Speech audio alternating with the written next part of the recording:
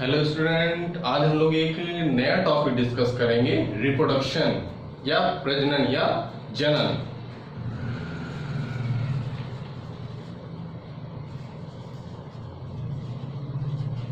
Reproduction या इसको हम प्रजनन भी कह सकते हैं या जनन। ठीक है। रिप्रोडक्शन मीन्स होता है कि डेवलपमेंट ऑफ न्यू ऑर्गेनिज्म। ठीक है, नई स्पीसीज को जन्म देना ही प्रजनन कहलाता है। For the development of variation from the development of new offspring, reproduction is essential. Now the term पुनः री प्लस प्रोडक्शन, पुनः उत्पन्न करना, कैसे? अपने समान जीवों को, उसे ही हम क्या कहते हैं? प्रजनन कहते हैं। अगर इसको डिफाइन करना चाहें तो प्रजनन एक जैविक प्रक्रिया है। यह एक जैविक प्रक्रिया है जिसके द्वारा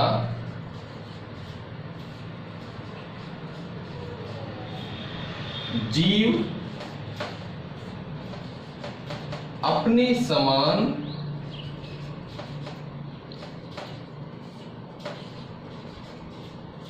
नए जीव की उत्पत्ति करता है। ठीक है, मतलब it is a biological process which produce new organism. They are identical with parental one. ठीक है, इतना क्लियर कि क्या है प्रजनन, क्या है।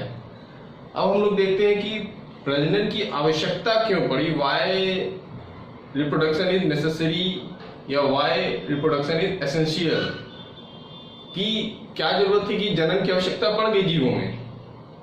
ठीक है, तो अगर इसको हम पॉइंट वाइज देखते हैं, जनन जीव क्यों करते हैं? अपनी संख्या में वृद्धि करने के लिए, to increase the number of species. जीवों की संख्या में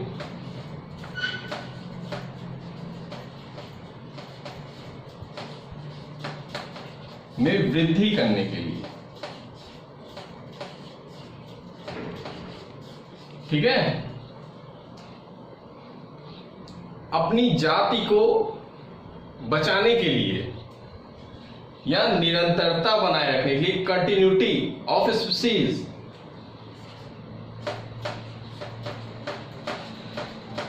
निरंतरता बनाए रखने के लिए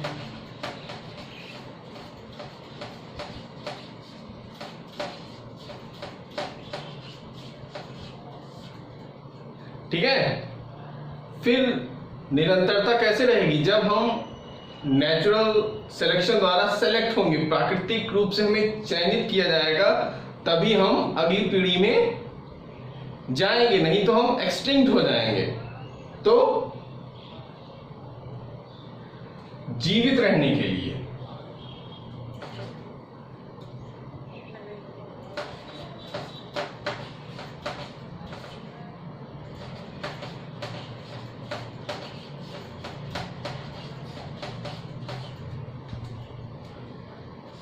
प्राकृतिक चयन द्वारा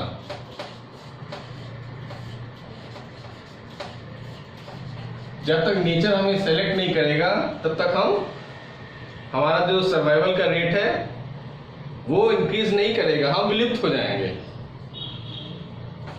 और भी रिप्रोडक्शन के रीजन है, अपनी जाति के वर्चस्व को बनाए रखने के लिए, मतलब एग्जिस्टेंस को बनाए रखने के लिए।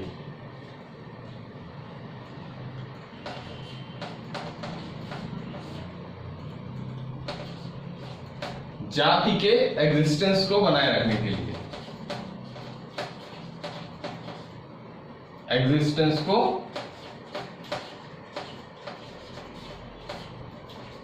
बनाए रखने के लिए। ठीक है, तो देयर आर सर्टेन रीजन या importance which is necessary for reproduction, मतलब प्रजनन के लिए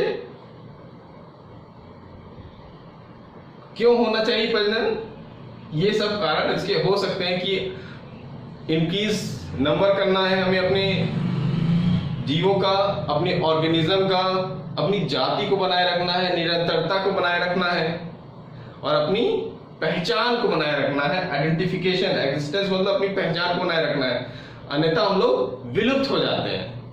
अगर कुछ जो प्रजातियां होती हैं वो अगर नेचर द्वारा सेलेक्ट नहीं होती तो धीरे धीरे करके वो विलुप्त हो जाती है। There is no existence at all.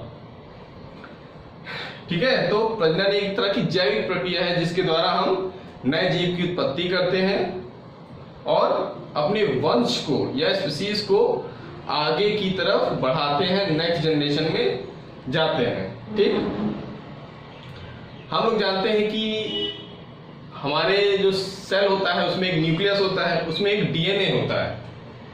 ठीक है, आगे देख लेते हैं।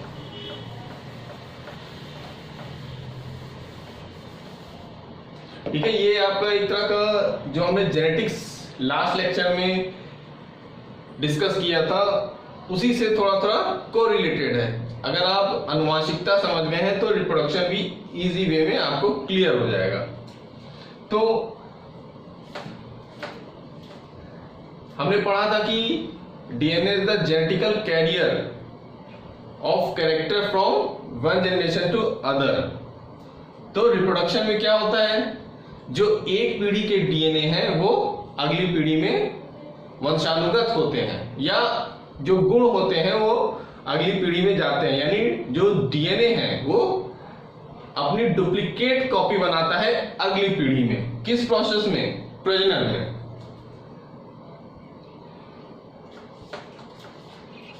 डीएनए अपनी प्रतिकृति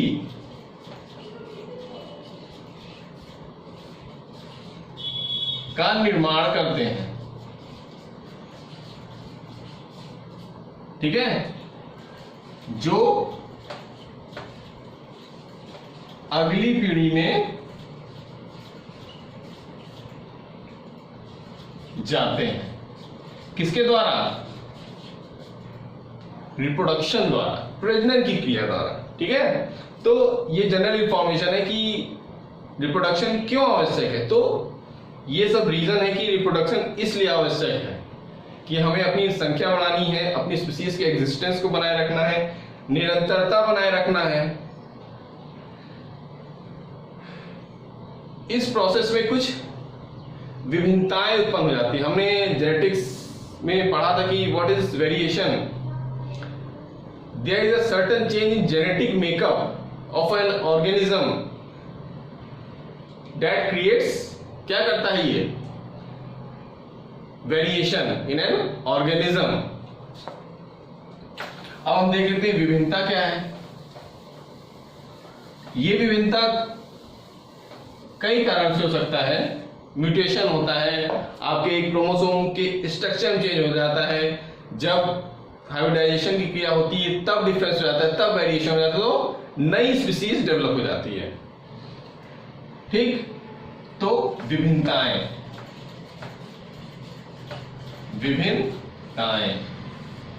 या वेरिएशन, इसको अगर हम देखें तो वेरिएशन क्या होता है? ऐसा परिवर्तन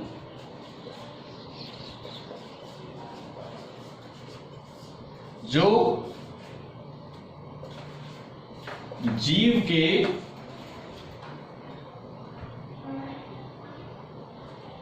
जेनेटिक स्ट्रक्चर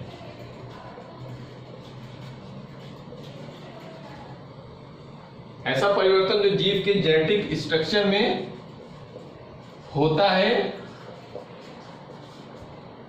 और वह परिवर्तन और वह परिवर्तन अगली पीढ़ी में वंशानुगत हो जाता है, मतलब चला जाता है। वह परिवर्तन अगली पीढ़ी में वंशानुगत हो जाता है, तो उसे क्या कहते हैं? विभिन्नताएं कहते हैं। तो उसे विभिन्नताएं कहते हैं। ठीक है। और ये विभिन्नताएं क्या करती हैं? ये नई स्पीशीज को डेवलप करती हैं। यह विभिन्नताएं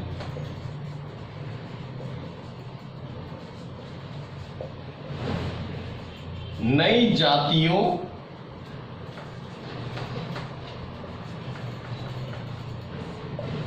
की उत्पत्ति का कारण होती हैं।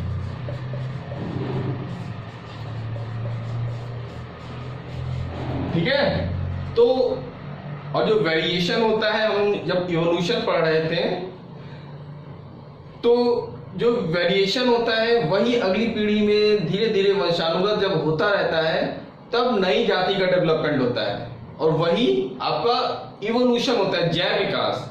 जैव विकास हमने देखा कि जब there is a change, gradual change in a genetic structure and this change goes to one generation to other further generation, then we call it evolution. जैव विकास कहते हैं, मतलब ऐसा परिवर्तन जो पीढ़ी दर पीढ़ी उसके जेनेटिक स्ट्रक्चर में चेंज हो रहा है और वो निरंतर आगे बढ़ता जा रहा है, तो वो जैव विकास कहलाता है। हर तरह के चेंज को हम जैव विकास नहीं कहते हैं, वी डिस्कस लेटर। ठीक है। तो ये आपका हो गया वेरिएशन। आपका जो विभिन्नताएं होती हैं वो जैव विकास का आधार भी होती हैं। तो ये सब चीजें हमने डिस्कस कर चुके हैं ऑलरेडी। तो हम देखेंगे कि रिप्रोडक्शन कितने प्रकार का होता है।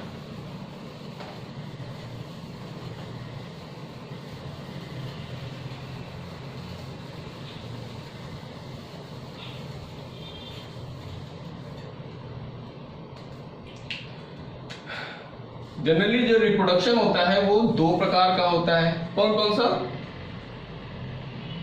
अलैंगिक जनन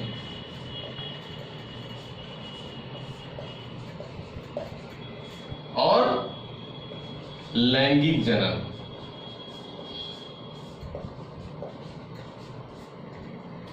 एसेक्सुअल रिप्रोडक्शन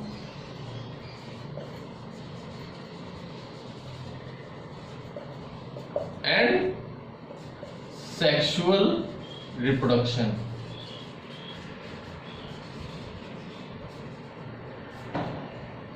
इसके टर्म से ही क्लियर हो रहा है कि जो अलैंगिक जनन है इसमें सेक्स ऑर्गन का प्रयोग नहीं होता और इसमें सेक्स ऑर्गन इन्वॉल्व होते हैं for the production of new offsprings. नई कोशिकाओं के निर्माण के लिए इसमें सेक्स ऑर्गन इन्वॉल्व होते हैं। तो अगर इसको डिफरेंशिएट करना चाहें तो अगर इसमें देखा जाए तो इसमें फर्स्ट ऑफ ऑल जो अलैंगिक जनन है उसमें single parent is essential.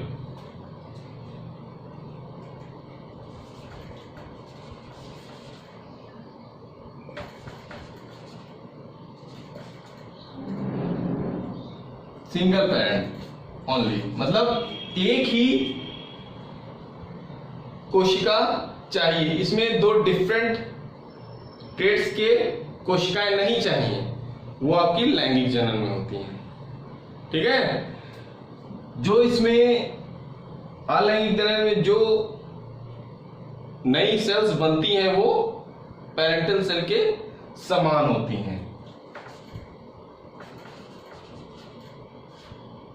New organism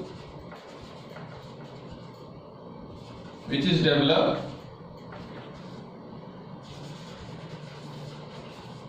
is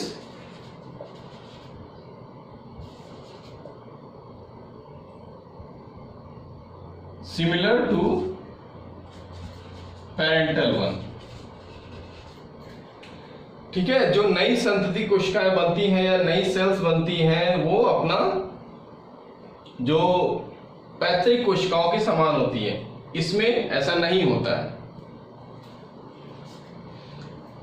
इसमें एक और होता है, इसमें समसूत्री विभाजन की क्रिया होती है, माइटोसिस होती है, समसूत्री विभाजन।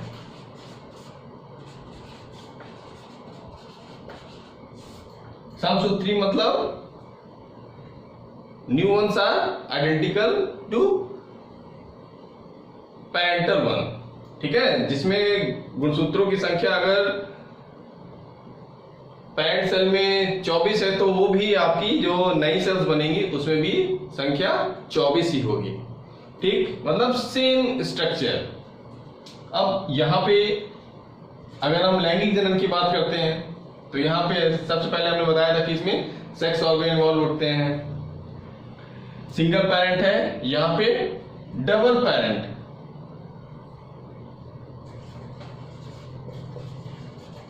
To parent sales.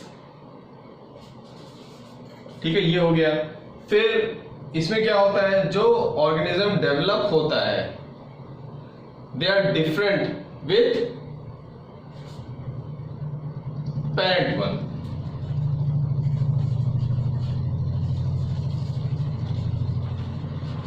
New organism are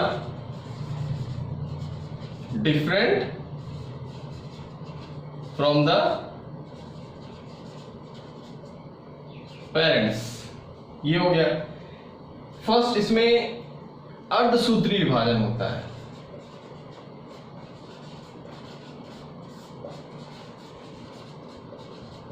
meiosis होती है, देन माइटोसिस होता है। ठीक है, तो जनरल इंफॉर्मेशन है ये कि कैसे हम अलैंगिक जनन को और लैंगिक जनन को दो भागों में डिवाइड कर देते हैं। पहला होता है अलैंगिक जनन, ये आपके लोअर ऑर्गेनिज्म में होता है, ये आपका हायर ऑर्गेनिज्म में होता है। We will discuss later on. तो इसमें जो होता है केवल एक ही गैमीट की आवश्यकता होती है। देयर इज, इसमें किसी तरह का फ्यूजन नहीं होता। एक और पॉइंट लिख लीजिए, किसी तरह का संलयन नहीं होता है, नो फ्यूजन इज फॉर्म।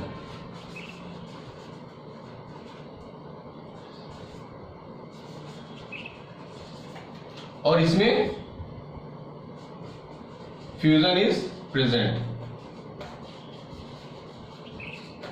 ठीक है, सिंपल है, इसमें कोई ज्यादा कंफ्यूजिंग नहीं है कि इसमें सिंगल सेल होती है, इसमें डबल सेल होती है with different strain, different contrasting character. और इसमें जो नया ऑर्गेनिज्म बनता है वो आपका पैतृक कोशिकाओं के समान होता है। इसमें जो बनता है वो बिल्कुल अलग होता है। इसमें समसूत्री विभाजन होता है, पहला माइटोसिस होता है, इसमें अर्धसूत्री विभाजन। और इसमें कोई तरह का फ्यूजन नहीं होता, किसी तरह का फ्यूजन गैमीट का नहीं होता, और इसमें फ्यूजन होता है। तो आज हम लोगों ने रिप्रोडक्शन देखा, रिप्रोडक्शन क्यों जरूरी है, वेरिएशन क्या होता है, और रिप्रोडक्शन के टाइप कितने होते हैं। ठीक है, ओके बच्चों, थैंक यू।